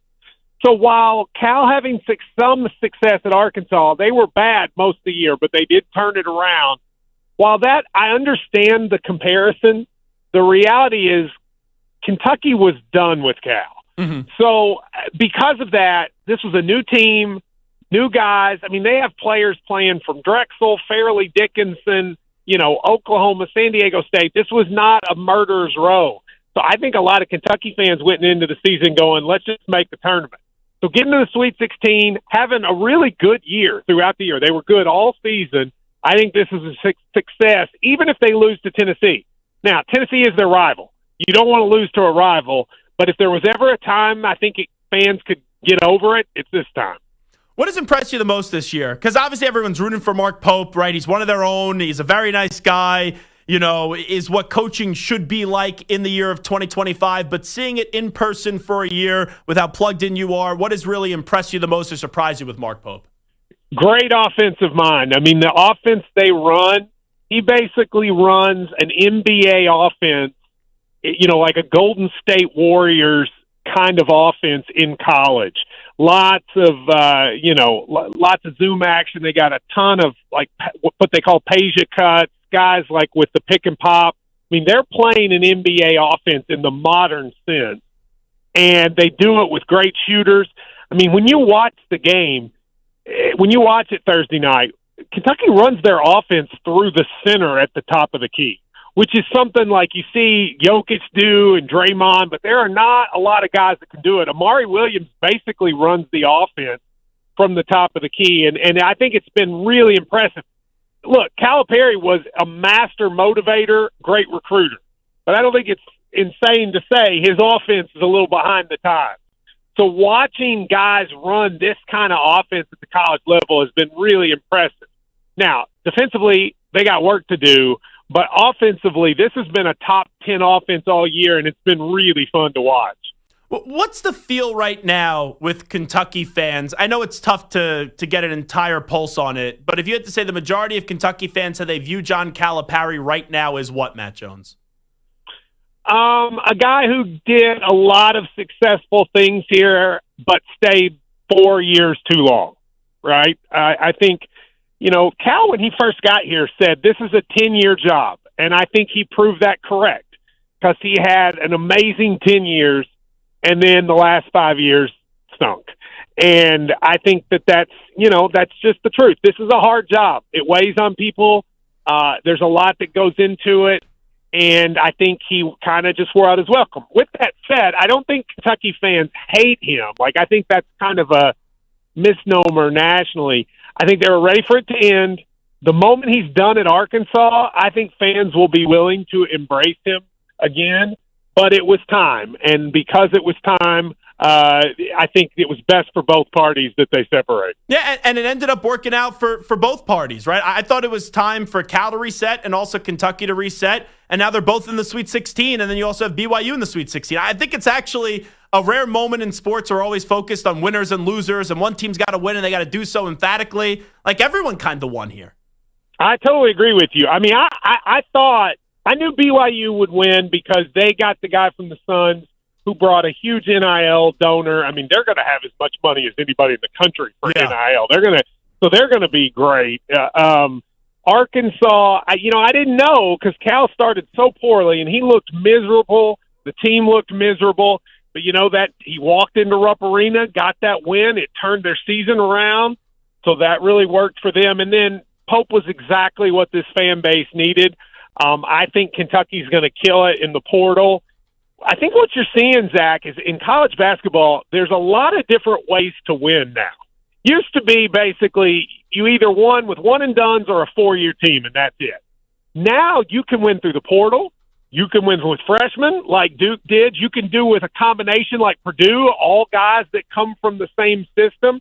You can do like Houston and go find the toughest dudes in the world and wait till they're 24 and then beat people up.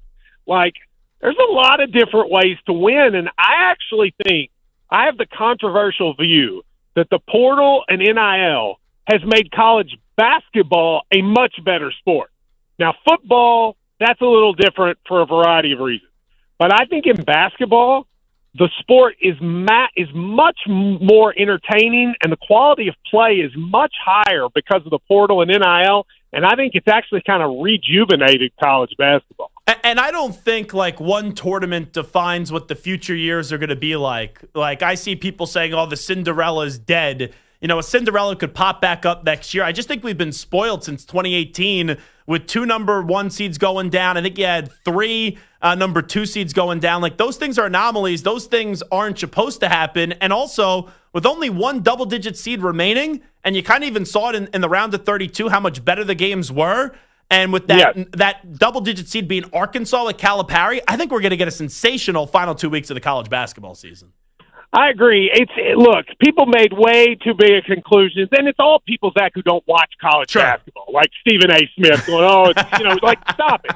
Let's remember that until 2018, a number one seed had never lost, and then two of them lost in 4 years. That was not normal, right? All these 15s beating twos. That was not normal. It was a unique situation.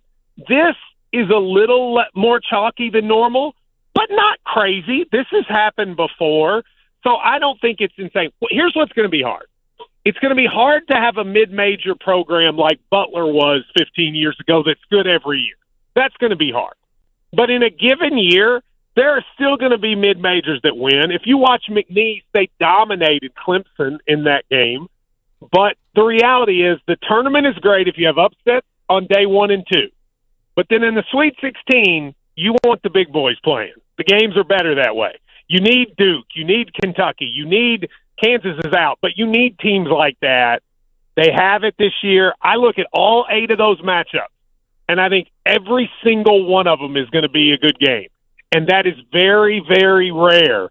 And I think you have a chance to have a Final Four with 4 powerhouse teams.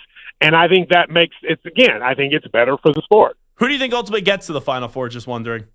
I'm kind of a believer in all the 1 seeds. I know it's chalk, but this year more than any year I can remember, I think the 1 seeds are better than everybody else. I think Florida wins the West relatively easily.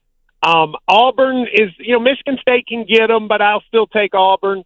I think Houston's the best team in Kentucky's bracket. I think Alabama's going to give Duke all they want if they get there. I think Alabama can put up huge points, but in the end, I think it'll be the one. And I think Duke and Florida probably play for the championship, and I'm going to take Florida to win. So I had Chris Beard on yesterday, wrap it up with Matt Jones, and it gives a typical coach answer like, we're just getting started at Ole Miss. I'm not expecting him to say that he's going to stay there forever, but they're just getting started. That was the way when we talked about his future. You look at Nate Oates at Alabama, who's done a remarkable job, and in 2 years, Chris Beard's done a remarkable job at Ole Miss. You covering the SEC as religiously as you do, how do you kind of handicap those two guys staying at their current schools and how long you think? Nate Oates will stay. A lot of money, a lot of NIL. I think he could have sniffed the Kentucky job if he wanted it, and he's going to stay. Now, Chris Beard's a little different. Ole Miss doesn't have the NIL resources of a lot of these other schools, so I could see him leaving for the right job one day.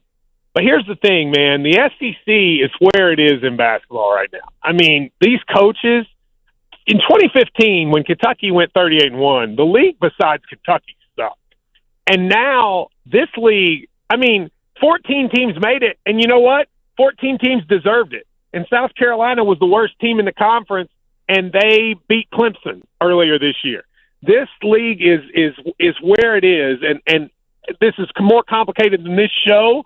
But I think the SEC has replaced the ACC as the basketball league, and I think this is going to happen year after year. The SEC and the Big Ten are going to dominate the sport. Then the last thing I'll ask you, how about in football? Because, we all know SEC and Big Ten are the two preeminent conferences. The Big Ten has won the last 2 national championships. Does the Big Ten have the SEC's number right now when it comes to football slightly? Only at the top. Look, Ohio State and Michigan are, to me, SEC schools in the Big Ten. They have SEC speed. They have SEC talent. Penn State is kind of close to that. But the difference between the SEC and the Big Ten is you get down to like Minnesota, Rutgers, and those teams in the SEC, they stink.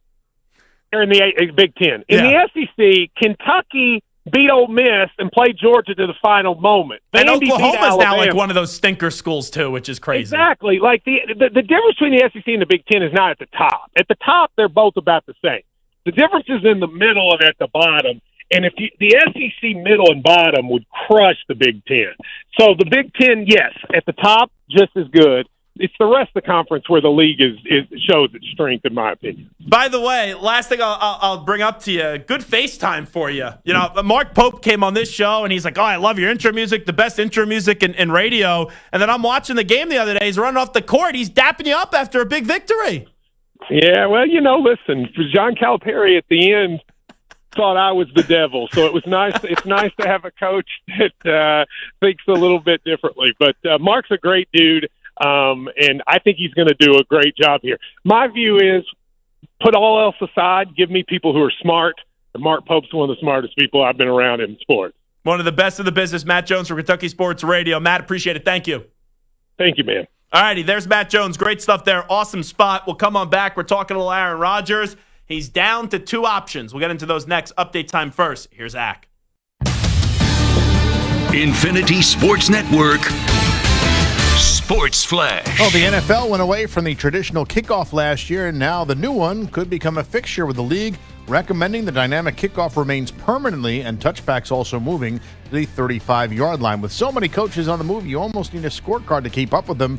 Phil Martelli Jr. leaves Bryant after 2 seasons to succeed Ryan Odom at VCU. The Bulldogs won 20 games in both of those years and went to the tournament this year. Days after Sean Miller left for Texas, Xavier has reportedly found its new head coach. They're set to name New Mexico's Richard Pitino, which adds another interesting storyline to the Big East when the Musketeers will face Rick Pitino and St. John's next year. Rick and the Red Storm have landed one of the top transfers available in Arizona State freshman wing Josan Sanon. And also West Virginia set to fill its vacancy, reportedly targeting Matt Hodge of North Texas as its next head coach. UNT is still playing in the NIT. The Thunder may be the best team in the NBA, the first to reach 60 wins last night. The Celtics, though, still the defending champs and are in Phoenix tonight looking for their 7th straight win. I'm Rich Ackerman. Hey, like us on Facebook. Our handle is INF Sportsnet. That's INF Sportsnet for our Facebook page. This is the Infinity Sports Network.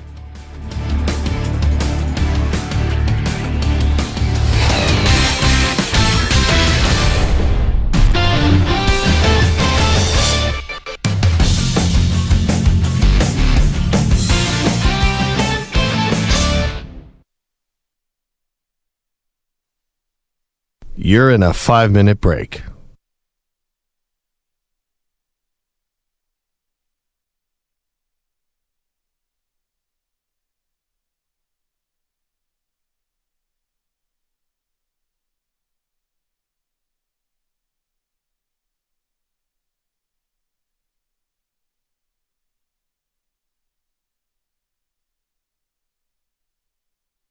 Four minutes, 30 seconds remaining.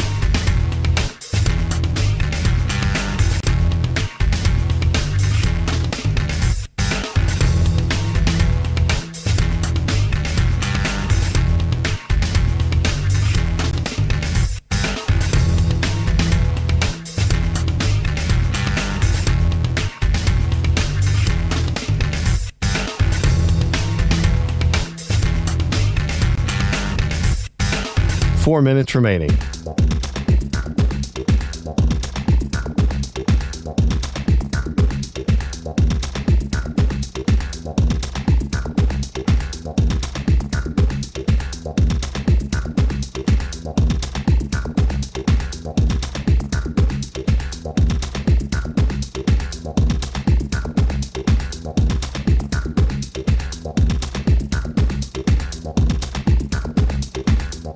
Three minutes, 30 seconds remaining.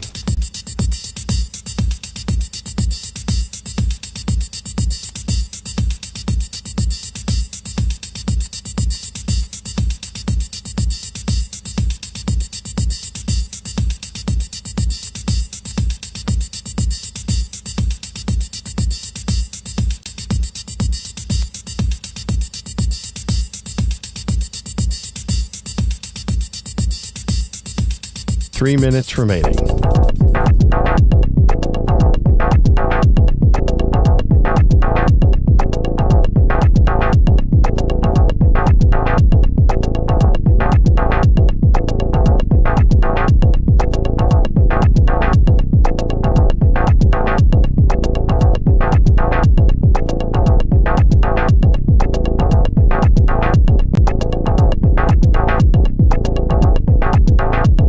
Two minutes, 30 seconds remaining.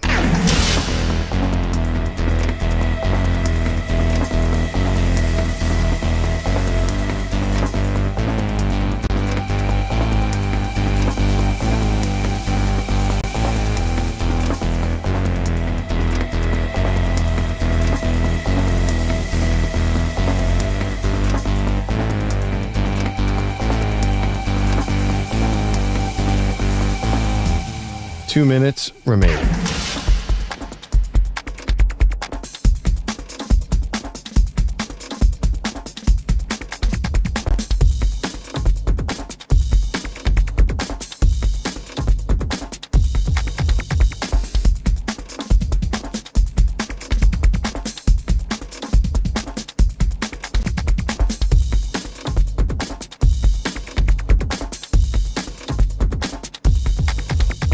One minute, 30 seconds remaining.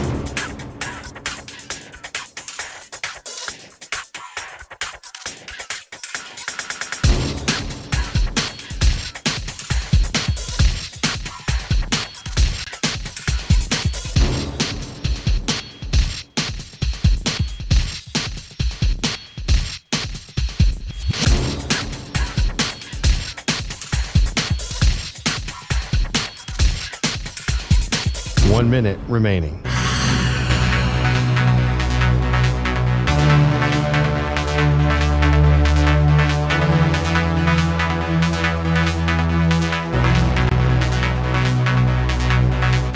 Forty-five seconds remaining.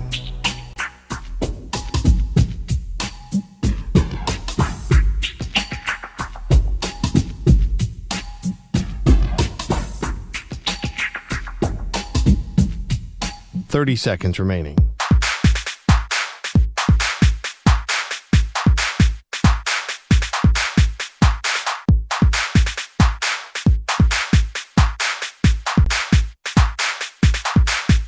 Fifteen seconds.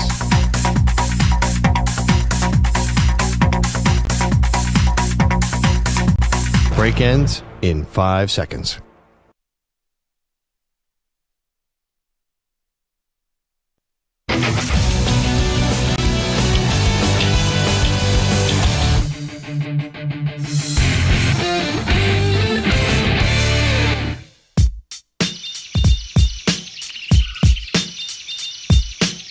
You're listening to the Zach Gelb Show on the Infinity Sports Network. Uber Eats is delivering game day deals from hundreds of your local favorites all week. Order now on Uber Eats. Product availability varies by region. See app for details. So, in the aftermath of Russell Wilson, we're now sitting there, and this is also the other dynamic of it. So, Russ goes to the Giants. They already have Jameis Winston.